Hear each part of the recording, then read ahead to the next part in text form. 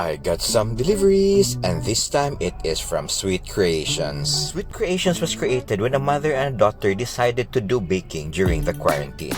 And they never regretted it because now they are recommended by Lami Y Atik. And of all their cakes, they take pride in their Yakult Cheesecake. And I am so happy kay maog yun ang akong suwayan karon. Yes guys, kinsay dili ganahan og Yakult. And klaro naman tingali kayo no, cereals. And I think if you have been following me, ganahan jud kayo ko og cereals.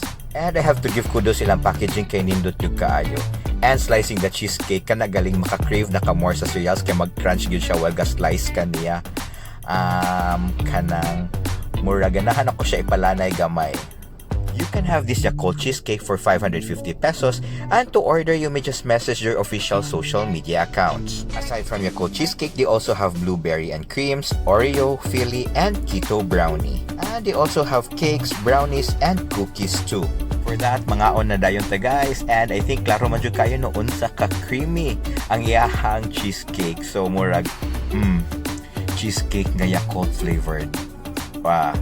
And the cereals is really a plus. I think to be honest, mas lami sad ni siya. I think if ever you have been following me, naka-mention ko nga akong ganahan nga cereal kay na ay chocolate nga variant. So happy sa tingali ni siya or nindot ni siya if ever nasa siya chocolate cereal nga topping soon. Di ba nahurot yun ako ang one slice. Di mo tutakot dun oy. And nagkuwang paman oy, why not coconut? So yes guys, ingon ana siya kalami. It is not so sweet, sakto ra jud kayo. It is really like so Yakulty feel nga so creamy. But then again guys, always remember to eat in proper proportions and to brush your teeth after eating. And lastly, to follow me on my social media accounts, and let us continue to stay safe, stay healthy, and just keep smiling. Bye-bye!